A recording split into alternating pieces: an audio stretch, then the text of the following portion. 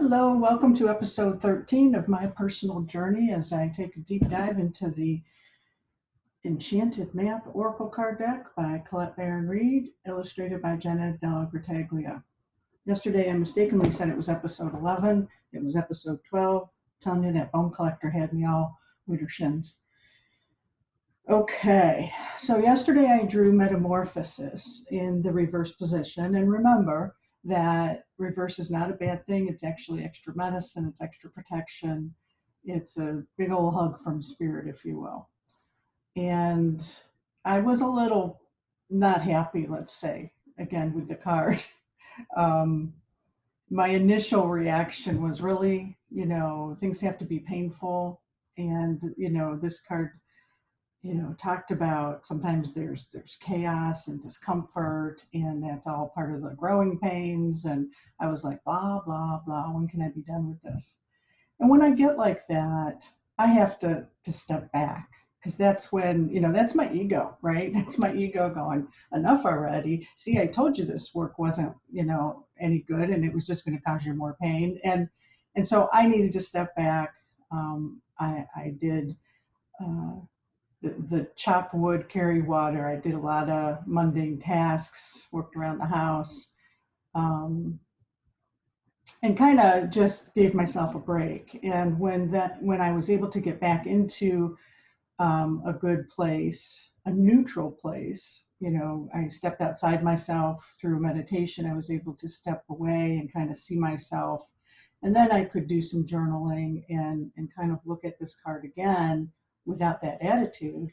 I realized that the story in motion is just incredible with these cards, right? And I know I say that a lot, but it really blows me away. And I've been doing this for 2 years, where I pull a card just about every day and work on it. And it's still the magic of the story in motion still just really is awesome. So, yesterday I wanted to know, what do I need to know about fully integrating and speaking from my soul voice? And I got this card in reverse. I ended up reading it in the upright position, which is something I do when I feel like I'm just not, there's something I'm still missing. And that actually helped then when I reread the reverse position.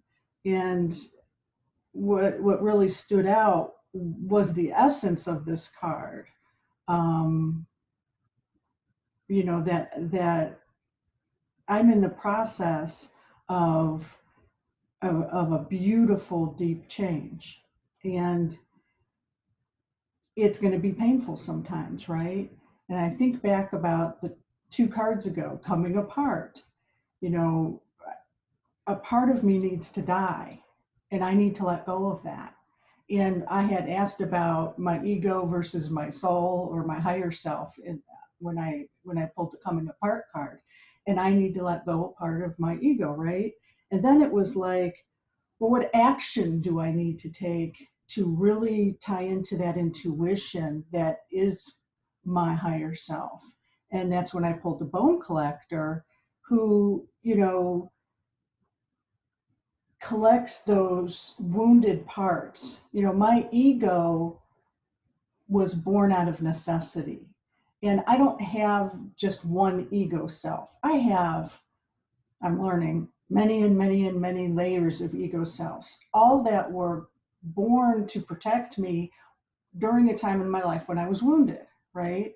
And so they don't realize that what I'm trying to do now is good. They just know it's different. So they, rear up and try to protect me because this is new territory. It's like danger, danger, Will Robinson. If you're my age or older, you remember, that reference. The younger ones can ask somebody older what that is about. However, when that ego is created, you also lose a part of yourself, that wounded, authentic part that was wounded. And that's what the bone collector is about, is collecting those parts of us. They don't just disappear and go away, right? So then I asked the bone collector, what do I need to know to, to tap into that highest part of myself. And by pulling that card, she says, oh honey, here's your bones back. Collect your bones, reintegrate, become whole again, and listen to that soul voice. Sing your song, speak your truth.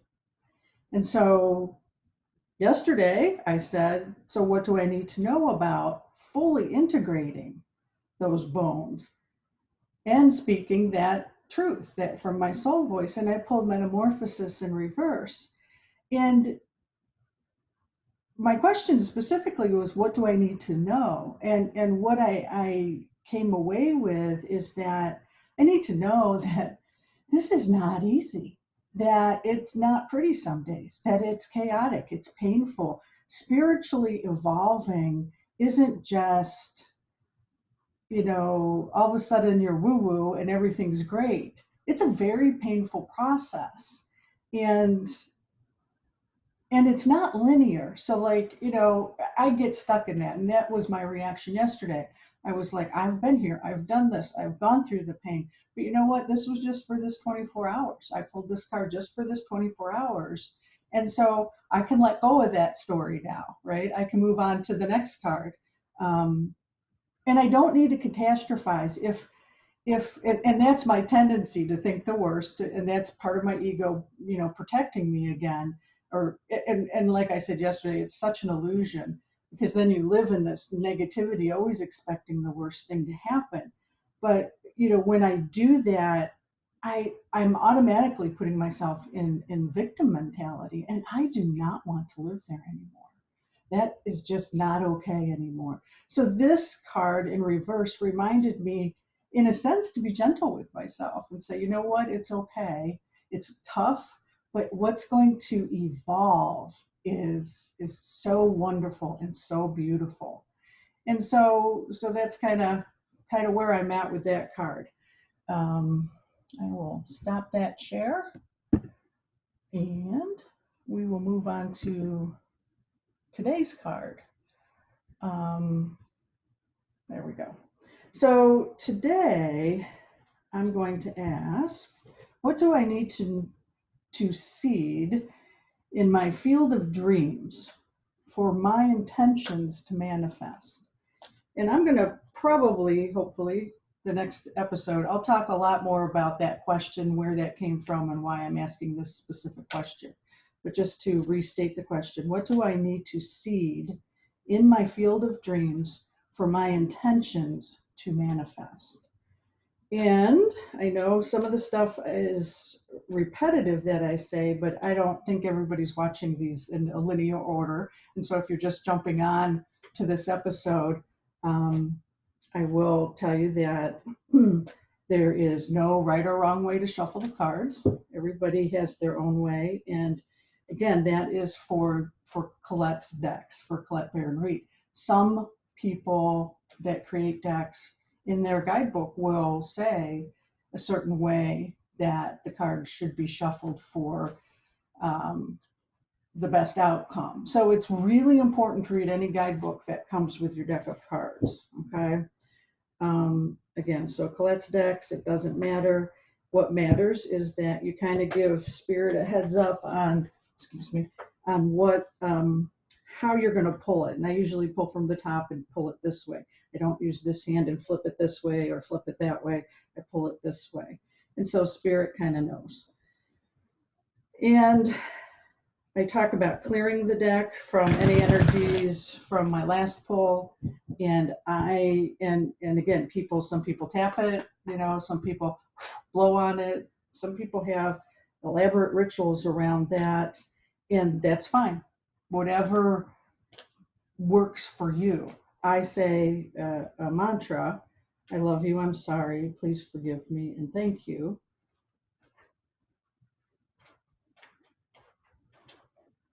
And I have set that up ahead of time with divine source, with God.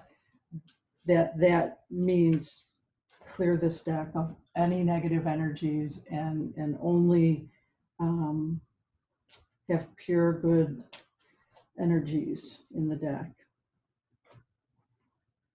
And then I set my intention. I like to set my intention while I'm shuffling. And again, for me, intention is prayer. And the reason I use intention is because I was raised in a way that our prayers, I believe, made it sound like I was coming from a place of lack. Like, please do this for me, or I need this, or I want this. Even if I am saying something like, I want to be a good person, that means I'm not a good person. That message is that I'm not a good person. And so instead of that, I will say something like, I intend to be a good person. I intend to live this way. And that all goes back to our thoughts create our reality. So if my intention is that positive, that I'm coming from a place of abundance, then it's more likely to happen. And I first learned of that concept when I came from a place of lack, and I started doing it and I started feeling the abundance. So for me, it personally worked. And that's why I do this, and a big part of why I want to share this with everybody else. Because if I could do it, anybody could do it, really. If you knew me and how negative I could be at times, one of my nicknames was Gruffy Bear. It was just like I was a miserable person every day, and I had to work really hard at being happy. So today, my intention is to speak the truth with integrity, to gently give my ego a rest so that I can channel what Spirit's message is for me today. And I do this only with love and light. I intend to live in alignment with the one divine source.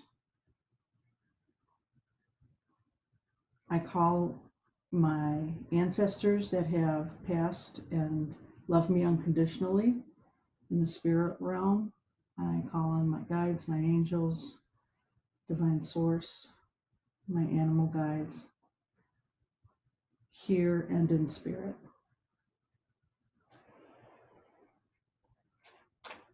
So, to restate the question, what do I need to seed in my field of dreams for my intentions to manifest?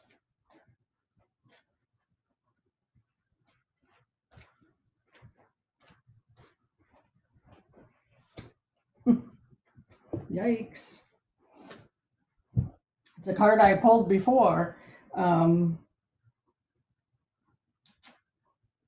Number 42, wide open. And I pulled it in the reverse position. And I believe the last time I pulled it, it was in the upright position. So we will get that beautiful card back up here. And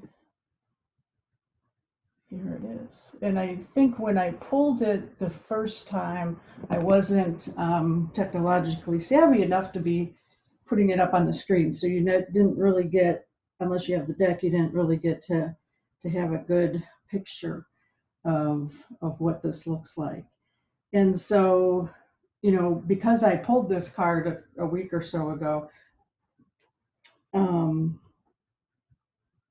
again, I loved it when I pulled it. I know that this talks about, not allowing yourself to be too constricted, right? You need to just open up yourself. And I love doing that. And I remember saying that I was going to go out and do that, and I did. And you know what? I haven't done it since then. I forgot that felt so good, and that just literally opens up your heart chakra area, your lungs, your heart, and metaphorically, you could just feel the energy change when you go from this to this, right? It just makes you want to breathe differently, and it just feels really good. So, off the bat, I'm thinking, what do I need to seed in my field of dreams? I need to be open. And what's coming to me is I need to believe. I just went through this whole thing about not coming from a place of lack and coming from a place of, yeah, good things can happen to you too. Um, and I can say that again, my ego self can say that. I can know that in my head. But to integrate that and speak that from my heart is a whole different feeling, right? Um, Beautiful. It's a beautiful card for me because I'm so mental and I can convince myself that I'm feeling when it's just I know the what the feeling, how to talk about the feeling so well. I psych myself out and think I'm actually feeling it. So one of the things I do is really focus on the colors. And again, that might not work for you, but for me, when I focus on the colors, it really gets me out of my head. And so today I'm really focused on the green dress. It's not lost on me that there's a beautiful butterfly in the sky, and I just pulled Metamorphosis in reverse. So about the butterfly, working so hard to get its wings. So, a thread of yesterday's story coming into this card.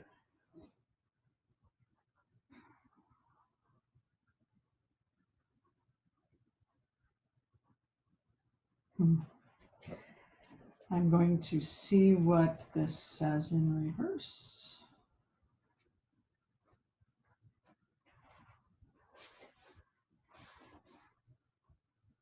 So the essence is you are free to express your uniqueness to the world and share in all the bounty of life's endless possibilities.